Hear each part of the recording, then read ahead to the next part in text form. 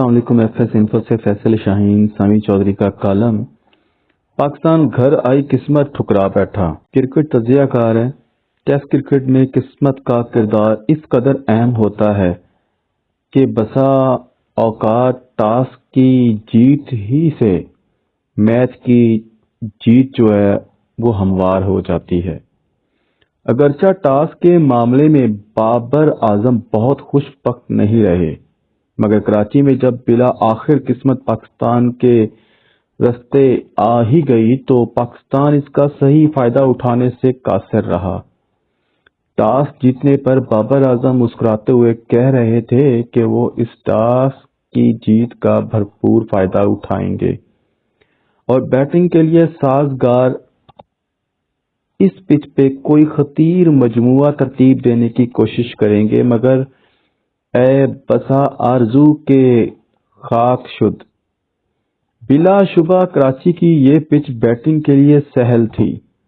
ملتان کے برعکس قدرے بہتر باؤنس تھا اور سپنر کی طرف سے ٹرن بھی ایسا حوصلہ افزا نہیں تھا کہ بلوں بازوں کے اوسان خطا ہو جاتے۔ یہاں پاکستان پہلی اننگز میں ایک تگڑا ہدف ترتیب دے کر بین سٹوک کے سارے حساب کتاب گڑبڑا سکتا تھا، مگر بین سٹوک کا خیال کچھ اور تھا۔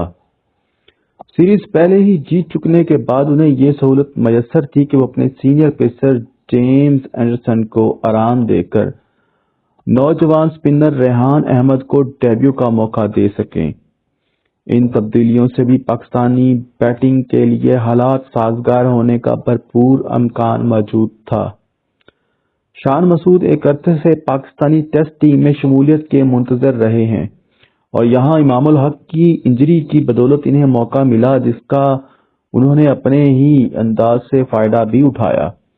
رواں سیریز میں انگلش بیٹنگ کی طرح پاکستان اوپنر کوئی سبق رفتار آغاز حاصل نہیں کر پائے تھے، مگر شان مسعود نے اس کمی کو پورا کرنے کی کوشش کی اور نئی گیند کے خلاف جاندار سٹروک کھیلے، مگر جو انجام اس آغاز کے بعد متوقع تھا وہ انجام ممکن نہ ہو پایا۔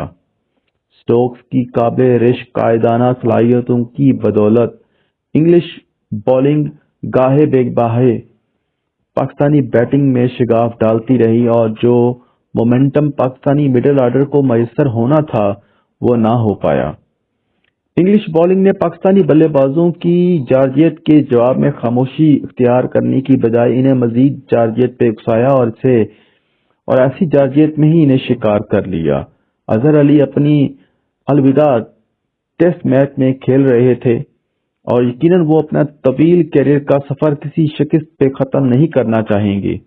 یہی عزم ان کی اننگز میں نمایاں تھا، جہاں انہوں نے آغاز میں روایتی ون ڈاؤن بیٹنگ کے تقاضے نبھاتے ہوئے گیند کی چمک ماند پڑنے کا انتظار کیا اور پھر کھل کر سٹروک بھی کھیلے، مگر سٹوکس اظہر علی کی وکٹ کی اہمیت سے واقف تھے۔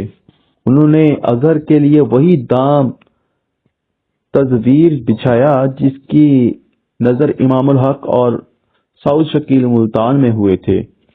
جب پچ سے کوئی مدد نہ مل رہی یا پچ سے کوئی مدد نہ مل کے دے رہی ہو تو کسی بھی کپتان کے لیے ایک تعزیراتی چال بہم رہتی ہے کہ لیگ سٹمپ لائن پہ وہ لینتھ دی جائے جہاں سے بلے باز کو گیند سے بچنے کی کوئی گنجائش نہ ملے۔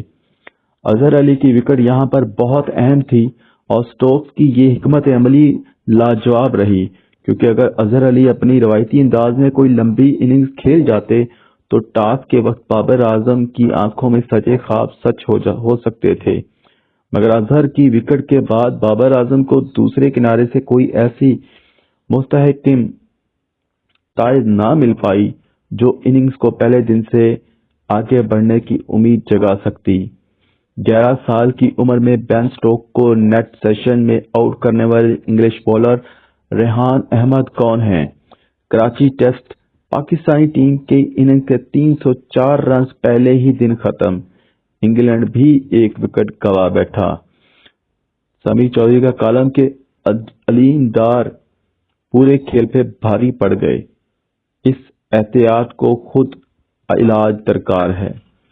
جب ساؤتھ شکیل بھی ریحان احمد کی ایک بہترین گیند پہ خود سے الجھ بیٹھے تو ساری ذمہ داری محمد رضوان کے کندھوں پہ آ پڑی، جو یہاں ملتان کے برعکس بہت جلد بازی میں تھے، مگر اپنی اس جلد بازی میں وہ اس قدر آگے نکل گئے کہ جوئے روٹ کی ایک بدترین گیند کے جال میں پھنس بیٹھے۔ جو مجموعی پاکستانی یہاں حاصل کرنا چاہتا تھا یا جو مجموعہ پاکستان یہاں حاصل کر پاتا وہ یقیناً اس سے کہیں زیادہ تھا۔ جو پاکستان بالآخر حاصل کر پایا، ٹاس جیتنے کے بعد یہی بہترین موقع تھا کہ پاکستانی بیٹنگ اپنی حیثیت ثابت کرتی اور سر منڈلاتے کلین سویپ کے خطرے کی راہ میں حائل ہو جاتی۔ اگرچہ پاکستانی بالنگ پچھلے میچز میں مسابقتی کھیل نہیں جما پائی، مگر بابر اعظم یہی توقع رکھے کھیل رہے تھے یہاں بیٹنگ کے حصے کا بوجھ ہی بالنگ اٹھائے گی، کیونکہ جو قسمت خدا خدا کر کے گھر آئی تھی، پاکستانی بیٹنگ اپنی ہی سوچ کے ساتھ اسے ٹھکرا بیٹھی۔ اسی کے ساتھ اپنے میزبان کو اجازت دیجیے گا۔ اگر آپ ہمارے چینل پہ نئے ہیں تو لائک اینڈ سبسکرائب کرنا نہ بھولیے گا۔ اللہ نگہبان۔